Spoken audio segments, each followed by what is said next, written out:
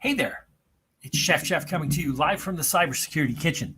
What's cooking in the Cybersecurity Kitchen today? Today we're going to be talking about the upcoming month that is dedicated to cybersecurity. So, what is cybersecurity? So, cybersecurity is basically take all your technology, your phones, your computers, your Internet of Things stuff, all of that runs over the internet and has some software, has some various controls on it, right? So the word cyber just means it's computer, network, communications, all of that stuff together. So cybersecurity is a set of controls, policies, and procedures and training that are put together to manage all of the stuff. Today, I basically wanted to just do a quick review on this whole thing about the basics of staying safe and secure. Doesn't matter how much you put in place, you'll always be at risk. Even the best providers who help you, you'll always be at risk because there is a human element and there is an unknown element. And that unknown element is what they call the threat actors, right? The proper word, they're not hackers, right? Because the term hacker is actually a software developer who can do good things. So the term that is used in cybersecurity world now is threat actors. And there's various levels of threat actors. There's the frontline hacker, the frontline doers, the person who is masterminding it, and the person who is overseeing everything. So there's various levels of threat actors, bad guys. We'll just call them bad guys. So let's get in and talk about that presentation that I started the live stream with. Safe and secure basics.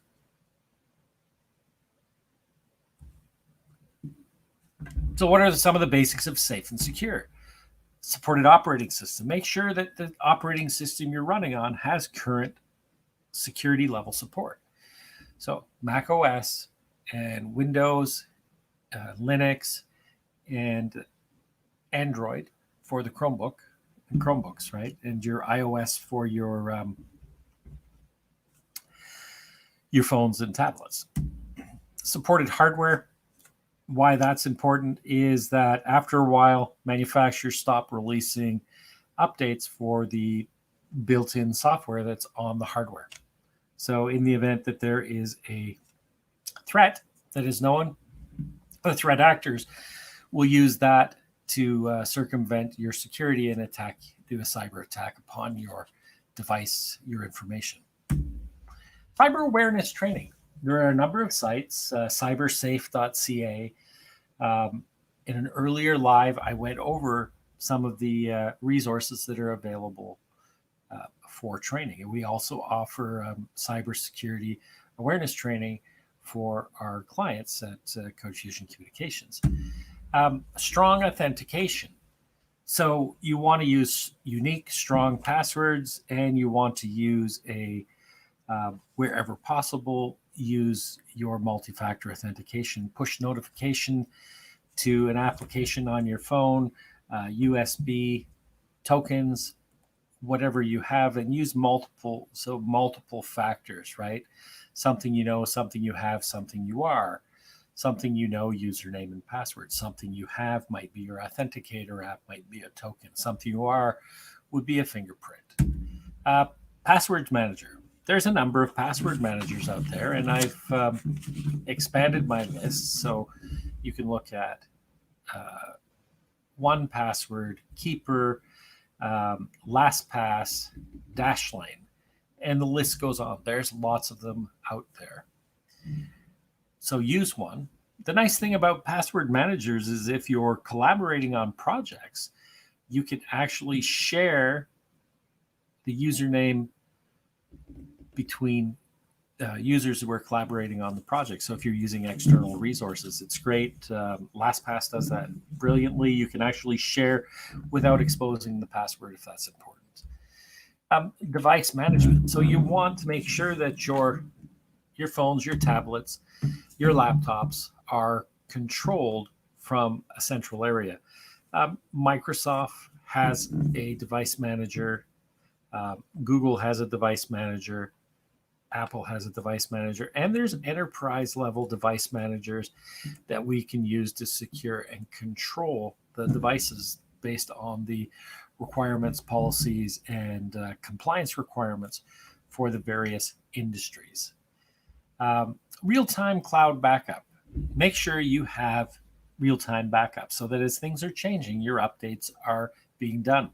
I know myself in the past month, I've been working on multiple documents for multiple hours and making multiple changes, and a lot can happen in hours, not just days. So real-time cloud backup, 30, 60, 90-day retention or more. CyberSecurity endpoint. So protect your devices. So make sure that your phones, your tablets, your laptops, your desktops all have a cybersecurity, a cyber-aware endpoint. We're not just talking viruses and malware. We're actually talking threat detection. So there are advanced solutions out there. You can take a look at Sophos has a home version of its application that's very good. There's a number of products out there for the enterprise space. Sophos has a number of really amazing enterprise tools that are available.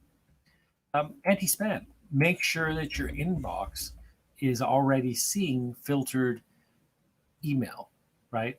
If you're using a free service like Gmail, I don't recommend it for business, but a lot of people do. So if you're using that, it does a pretty good job on spam filtering and threat management.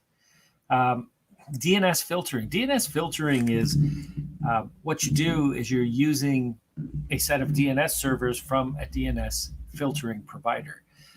In Canada, the Canadian Internet Registration Authority, CIRA.ca, has a free DNS filtering that is available for home users, and there's also enterprise versions for business.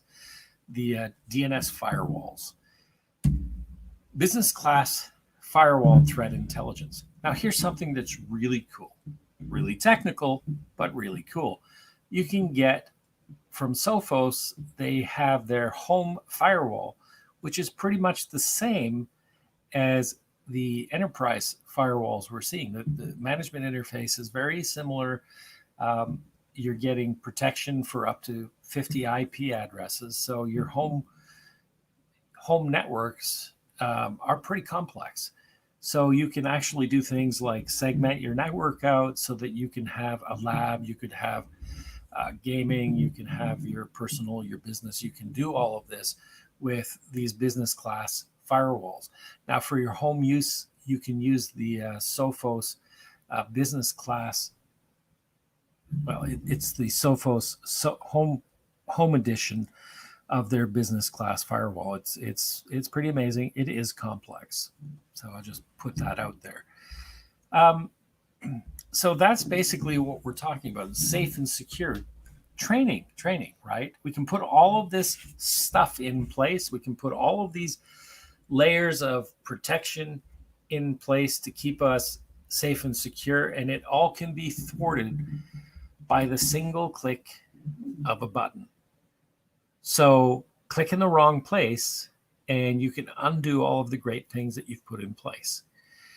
So this is Chef Jeff coming to you live from my cybersecurity kitchen, located here in the Greater Toronto area. My name is Jeff Brody, and I'm the founding partner of Code Fusion Communications, serving the Greater Toronto area, across the country, and around the globe, helping companies stay safe and secure and productive.